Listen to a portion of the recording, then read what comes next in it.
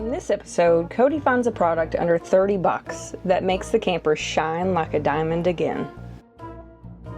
We do a list of projects to make sure the camper is dry and sealed, sometimes against my protest. When you try to talk me into not doing anything for the rest of the day? I would never do such a thing. In order to drop it for the rest of the summer. And of course, we ran into a few surprises. They have screwed wood into here. We did make a bit of a discovery on this thing that we probably should have noticed when we picked it up. It's a little brittle. We practiced getting the camper off and on the truck, which was something that we were really dreading. And to say that we've been dreading it and fretting about it all day is an understatement. Yeah. We learned we still have a lot to learn. You just want to start over? No. Low and slow, get it in. Where are the truck keys? Are they in here? I didn't think we were that close. Did it hit? I can already tell you unequivocally this will never work.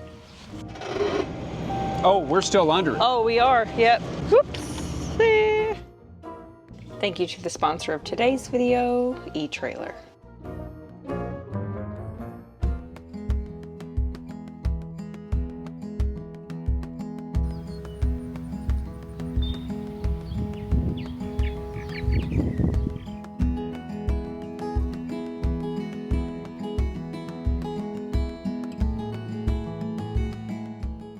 The property has grown up quite a bit since we last left it, and a bunch of random limbs. It needs a little work, a little TLC. I think everything we have needs TLC right now. We had this pretty spiffed up last we left it, last summer. I don't even know if we can get our fifth wheel down here right now because there's a lot of low-hanging trees in the road. I think I'm gonna have to call the county and have them come out and do some maintenance before we bring the fifth wheel down. The purpose of this trip is to drop this thing off until fall. Yep, saying goodbye. We are saying goodbye for several months, and then we're gonna go book it up to Illinois from Arkansas and get the reflection back. Yep, it's fifth wheel time, but before we do that, I gotta dump these tanks. This blackberry bush is new. I think that's been there, I've just been cutting it down. Oh, wild blackberries. Yum. Maybe we could transplant them to a better place where they're right next to the septics. Wouldn't be too hard to do. You want the first fruit? Is it poison? Hope not. You test it first. We have a lot of things we want to do to this thing. We've got some redo stuff on the inside. We got a couple of upgrades we want to do. I've got some ideas that I don't even know if they're going to work. And I found a really awesome and cheap trick to kind of refinish that old fiberglass and kind of bring some shine back to it.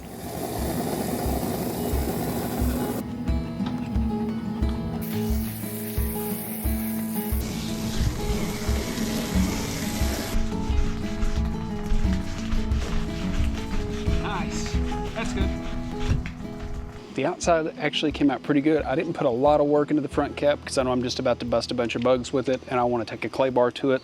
But we wanted to do something to make the side shiny again. I think there's a product out there called Polyglow or something like that that's supposed to kind of restore the shine of old fiberglass, but it's really, really expensive. I looked around online and supposedly Zep high traffic floor polish applied in coats is supposed to bring back the shine and protect it and make it nice and slick and smooth again. So for 30 bucks a jug, we're gonna take a shot at it. If it comes out poorly, they do make a stripper to get it off with, though I really don't wanna take that route. One thing I've heard so far, and we'll do proof of concept, is anything that you go over, it's gonna hold. So you wanna make sure you get off all of the streaks, all the bugs, everything you can, and get it as clean as possible because this is gonna seal it in. Now, it doesn't last forever. Some people say it lasts a year. Some people say it'll last 3. I've heard good results from it on houseboats and things like that. So we're gonna coat this thing.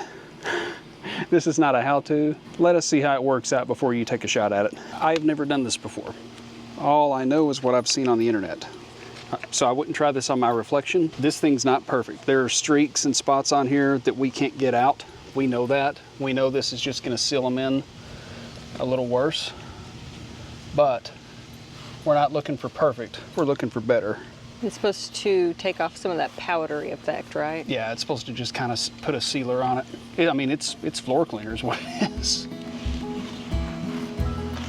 Now the bottle says to apply it in figure eights, which is probably more for a floor, and I am not going to do that.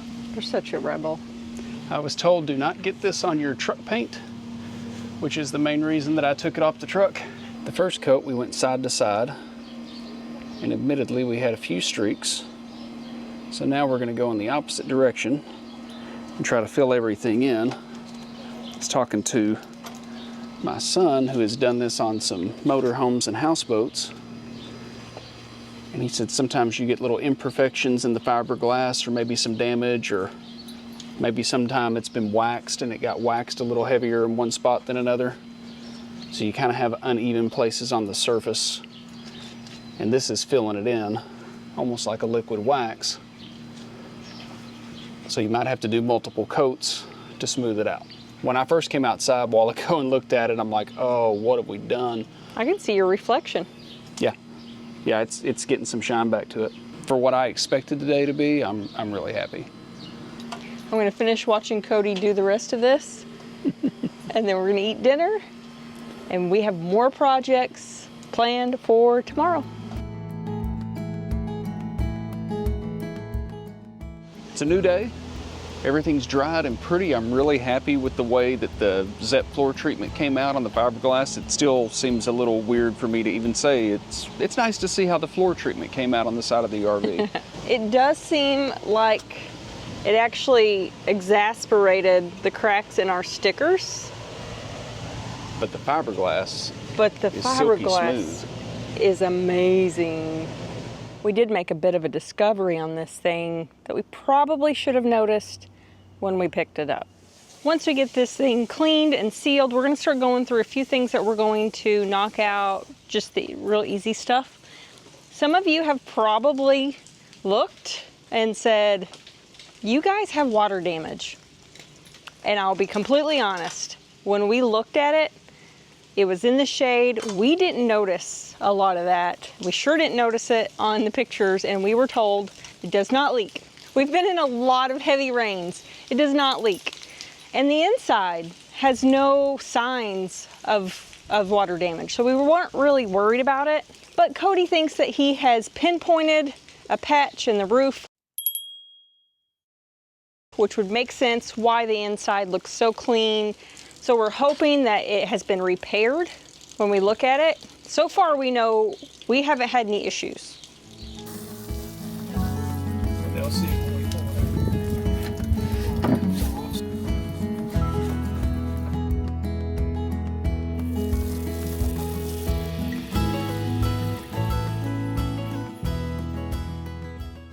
That mosquito just landed right where I sprayed bug spray. These things are ruthless. The other objective is to do anything on the outside to make sure it's dried in, ready for us to drop, so that we don't come back to a disaster in the fall. But I do know the Amazon truck just dropped off a new vent for the refrigerator, and the old one looked pretty bad, so I'm gonna go ahead and swap that out while we wait on more stuff to come in. But that's supposed to be it for this particular refrigerator. It looks like there's been some modifications made to this. This is not the screw that's supposed to hold this whole thing together. That doesn't bode well. That does not bode well. Uh-oh. And another massive screw. Sorry for the air conditioner noise. We've learned it's taken a lot to keep this thing cool, and we really don't want to let it not stay caught up. So, bear with us. They have screwed wood into here, so it looks like this has been hit somehow. So they put wood up here to support it, which is fine, but I think there's too much. Well, this is about to break off here. Well, that's part of the old shroud, so it looks like they couldn't find the right shroud. I think I can actually make this work with some cutting.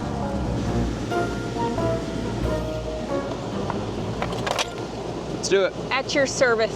I've carried this reciprocating saw on the road for 3 years, and I think I've used it once or twice. And I'm trying to keep it, I don't want to go all the way down because I don't want to damage the roof. So I'm trying to freehand this, which I'm not good at.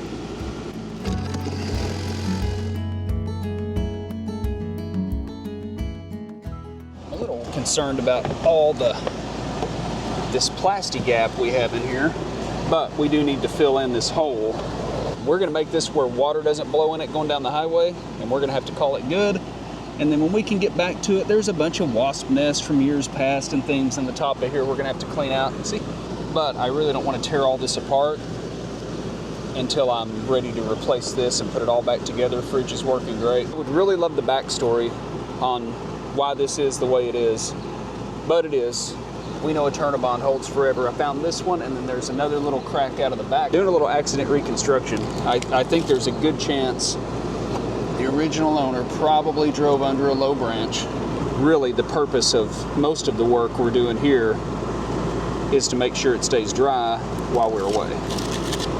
And I'll take dry over pretty any day of the week. I'm finding I have two very different mentalities depending on which camper I'm working on. We should name this Good Enough. It's good enough. And with lap sealant, this is one of my favorite things to do if I gotta handle a caulk gun, because it doesn't have to be perfect.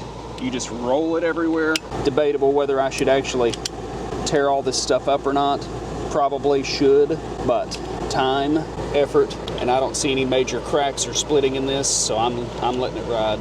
How many ladders does it take to clean an RV? While I'm at it, I think I'll go ahead and get some of the front cap since I'm up here anyway.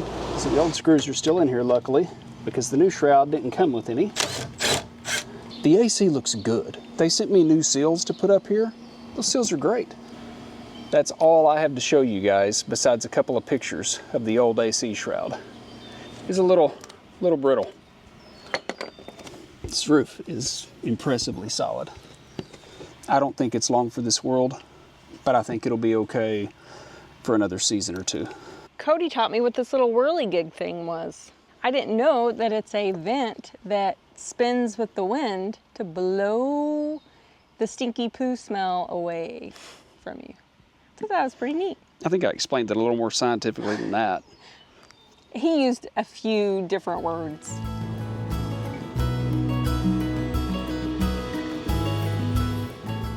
I'm using OSI Quad Max. A viewer recommended. I picked it up at Lowe's, not cheap, but it's definitely a little more user-friendly. We're gonna wanna start camping and doing a lot of our other upgrades and fix-its on the road. So I really don't wanna get back down here and immediately have to go to work sealing stuff. Charlie, look how that landed. We're kind of running out of stuff. Didn't really calculate very well, so we're just gonna get done what we can. So I think I'm gonna use it to seal up some of these areas. I'm honestly surprised. No way. No way. That's not coming off that easy. I bought 2 bottles of glue gun. We haven't even opened one yet. I really like the product sticker off. I've used it on my boats, changing registration numbers and things like that forever, and it works great. Issue is it's really hard to find in a store, and I didn't think to order it. So I'm gonna try Goo Gone. Cody's got me working way too hard today. It's coming off pretty good. The fish needed to go. 1, because it was a big ugly fish. And 2, because look at all this open space. We need to name her. And we might need your help to name her. So let us know what name we should name this thing for the proper sticker in the corner. 1, oh my. 2, vacation home. And 3, the Ange Venture. Because that's truly what it is. There should be no other name for it. That should be the only choice. It's only fitting. Let us know, 1, 2, or 3. We should name this Good Enough. Should we add Good Enough to the list? Good boy. It looks like the paper is staying on the RV. I think that's gonna be a permanent sticker. And just leave it like it is right now. Just and like that. Just send it. Just say to heck with it. And just Send it. Well, since I broke this vent off by barely touching it with my knee, what was left of it decided to fly away. That screw's stripped. Looks good now. New vent. Got it in before the rain comes. That'll give it about 24 hours for that lap seal to dry. Believe it or not, our current waste valves aren't leaking. I can take the cap off and nothing comes out. However, I've had it happen in brand new RVs or recently used RVs. So I'm gonna put this on as a safe measure, and since Angela wants me to do the easy thing first. Well, this way we'll feel accomplished for the next one. When you try to talk me into not doing anything for the rest of the day, I would never do such a thing. that just makes me sleep a little bit better at night. You playing? A little bit. When we bought our truck camper, one of the first things I noticed was that these speakers were broken out. I haven't seen any water inside the cabinets. I don't know how. Don't ask me how water can beat into this and not get through it. So we're gonna replace them. We aren't even convinced that the CD player works. We haven't tried it, but we can prevent some water intrusion, and that can always be changed out later. Trick is, just don't over tighten and crack it.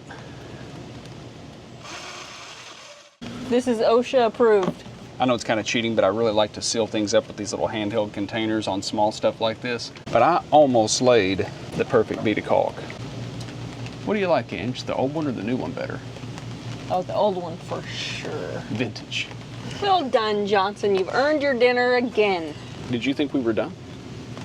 Yes. We got a lot to do. I mean, it's little stuff now, but we got a lot to do yet. Boo. A protest. Eris has been extra naughty, making noises she hasn't made before. To come outside, it was urgent. So I thought maybe something's wrong. It was urgent.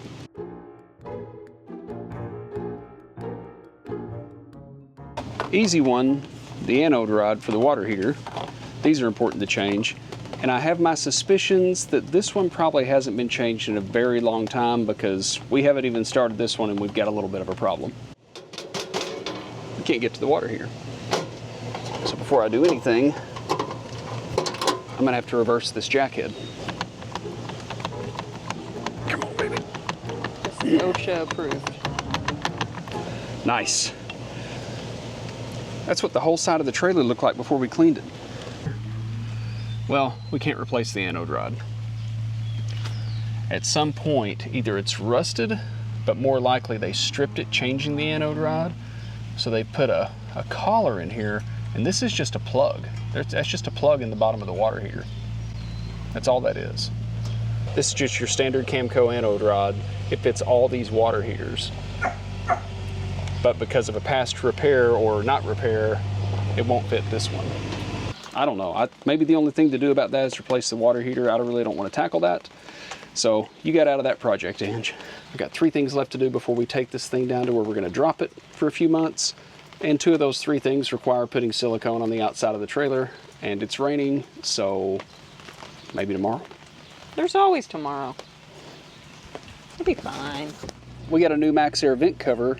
However, we don't actually have a Max Air fan. It's called like a Comfort Max fan or something like that. I didn't have luck finding a cover for it, so I ordered a Max Air cover. So the brackets that normally would screw into the side of the vent don't fit, so unfortunately, I had to screw it and secure it into the roof, lap sealed over the top of the screws. We're good to go on that. And now we can run the fan in the rain. Now we can run the fan in the rain.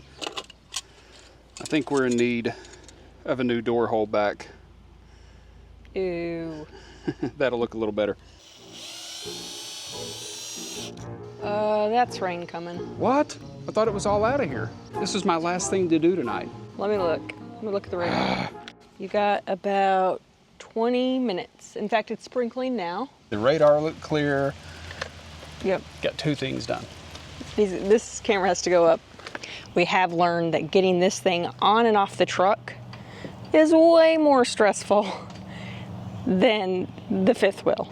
And yes, we're learning, so maybe it'll get better, but I still think it was pretty stressful. It's time to put this thing back on the truck, and to say that we've been dreading it and fretting about it all day is an understatement. Yeah. We're nervous. It's not overly hard to do, but you do have to almost be perfect with your truck and almost perfect with your height. The first thing that I've been told 1,000 times, and I want you to help me remember, is we always want the front a little higher than the back. because they tend to be front heavy. So if you get the back tilted up, they can tip or put too much pressure on the legs. So we got a level gauge on the side. As long as we stay a little on this side, we'll be fine.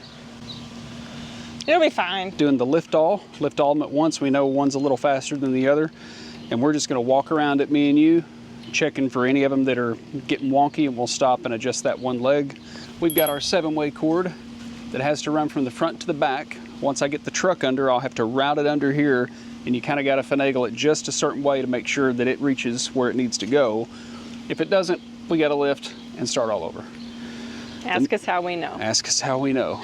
The next challenge we'll run into is our sewer situation. Now, I put a piece of tape in here to give you a guideline. When this gets to the back of the truck, you're close, and I've taken measurements of how far away my taillights are in here. If we go all the way back, our taillights are going to hit this. And on the other side, we have something similar hanging down that we could damage as well. Yeah, there's a pipe hanging down. Low and slow, get it in. Where are the truck keys?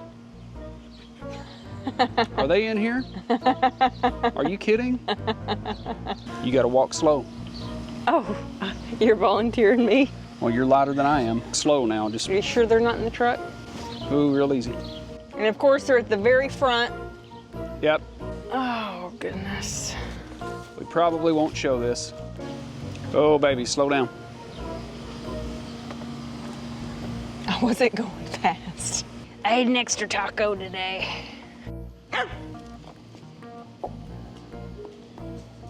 Nice try, Charlie.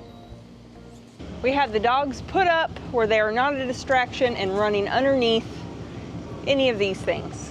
Assuming they don't figure out the doggy door, I'm hoping they're not smart enough to figure it out. It's so hard to tell at this angle. Now remember, we want to hug the passenger side because of all this stuff over here and how hard that one turnbuckle is to get in. So I'm watching a few different things. I'm watching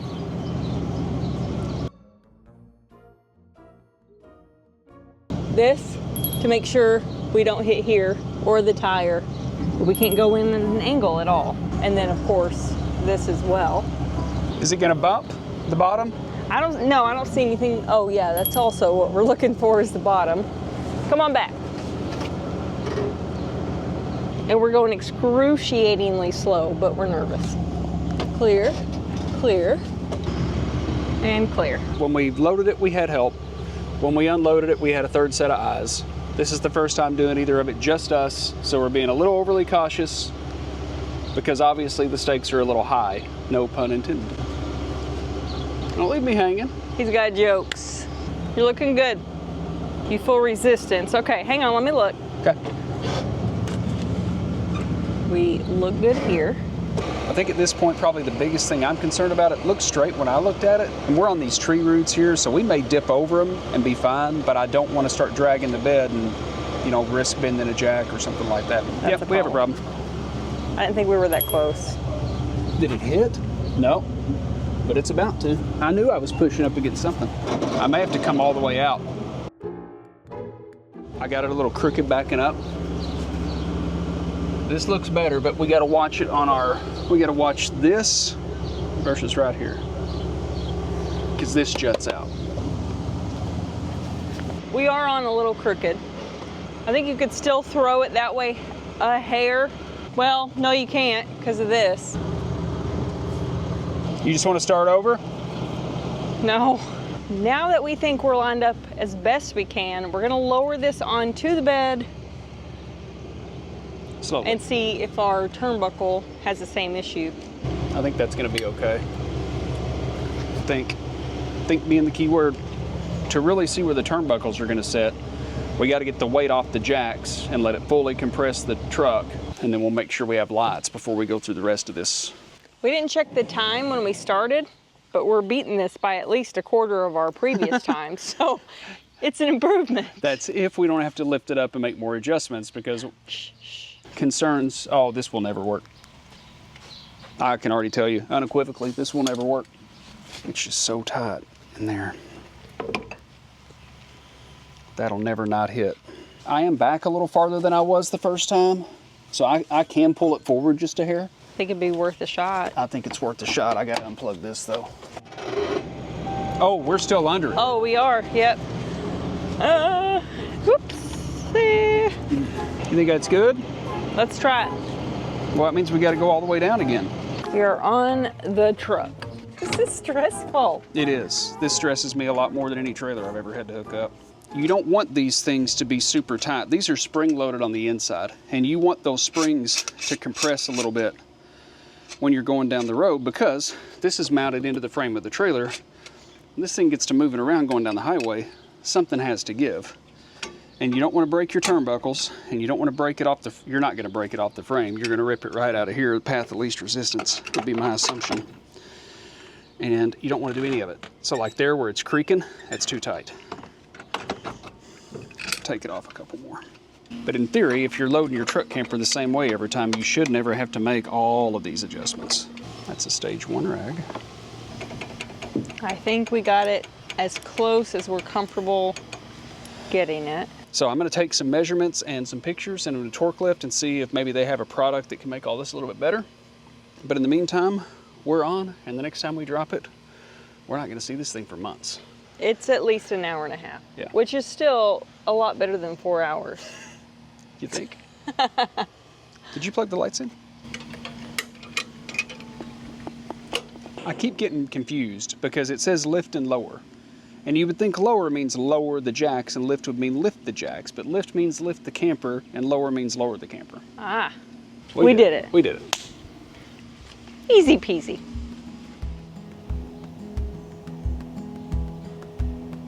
So just as we kind of started getting a little bit of a hang of it, now we got to take it off one more time.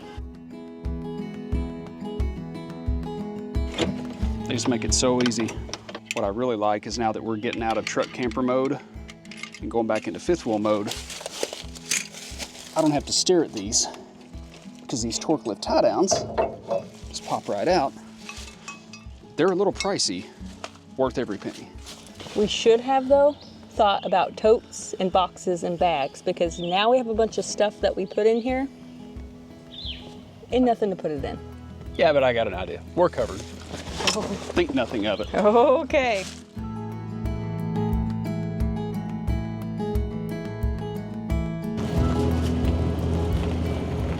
All right, we got this thing grounded. We've got it on our jack stands and 2x6s, so if it gets windy, I don't have to lose any sleep over it.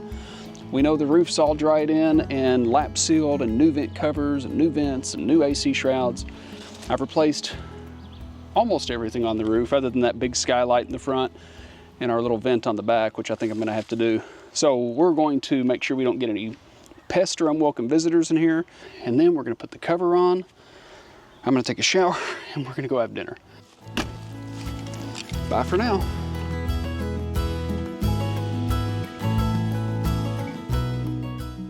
We've moved ourselves through so many houses. I'd like to think I got a trick or two up my sleeve on how to pack. Not a fan of it though. Well, that concludes our truck camper adventures for now. And since we picked this truck camper up, actually since we left last Tuesday for this trip, we've driven 1,103 miles, most of that with the truck camper on. Now that's back and forth to the gym and everything else. But we pulled it like 300 miles down from Milwaukee to our campground in Illinois before we drove this 1,100 miles. So that's about 1,400 miles of truck camper driving. I think that's a good first 10 days.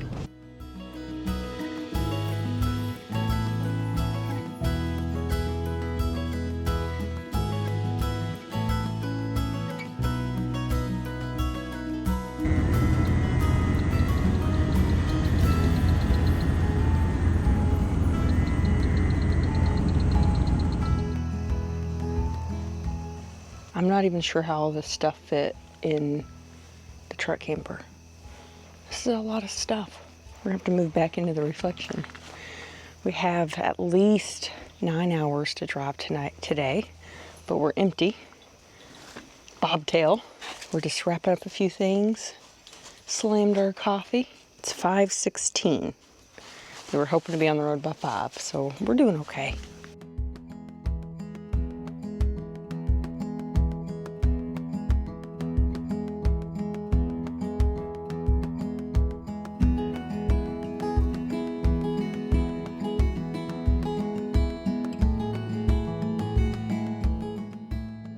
Stop one is in the books.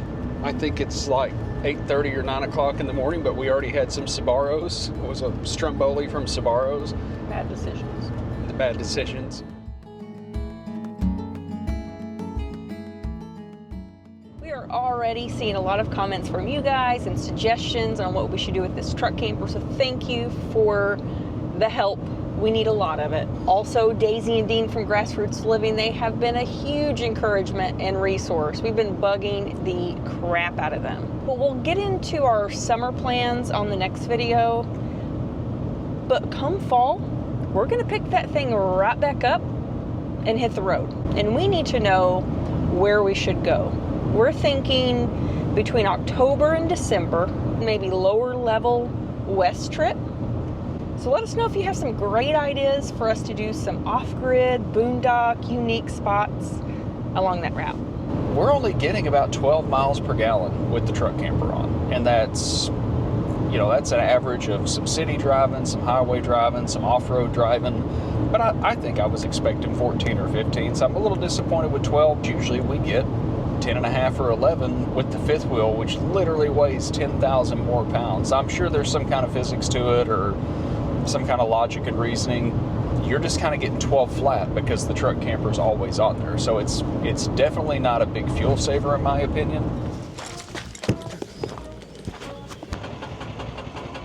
Come on, Brown. You got it. You got it.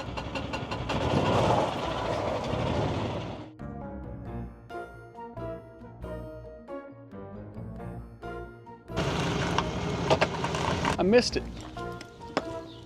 Hey, quit smooching.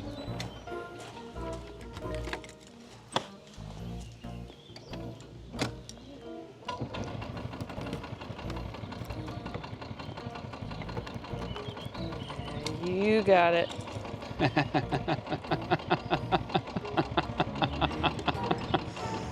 Come on.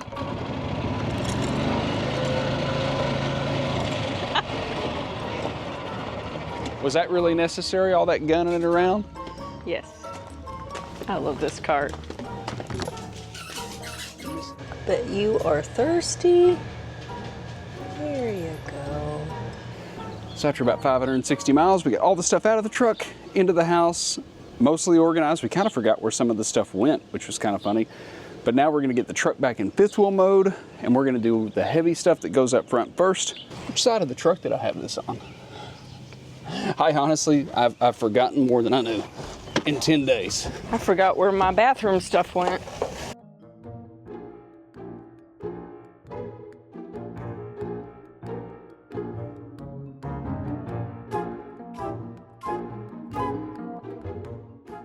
That one needs to be adjusted down just a hair, just a little bit tighter.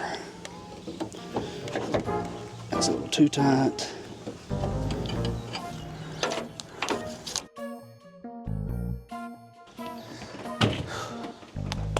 Everything's back in its proper place.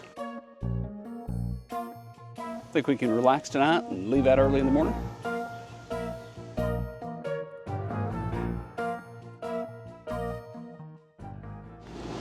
You know what really helps if I put a battery in it? You're such a noob. Wrong way. We're lining up with that real rear. Oh! But if you see something that's in a bind, you big outdoor voices. Use my big voice. Okay. Oh no, what happened? Was that your face? Yep. Back up. Eerie, eerie. Maybe lower level west trip. Probably, if you want to go ahead and plug it. Now we just got to raise the legs. What am I thinking about? What am I missing? I'm gonna get so many of those "you're an idiot" comments. We're both idiots. So when we bought our truck, oh, I got the wrong bit. Hang on. You have that nice fifth wheel. Why are you putting yourself through this? And another's gonna say, you have no idea what you're doing, do you? No. My answer's gonna be, nope. We're never moving again. It's never coming off the truck again.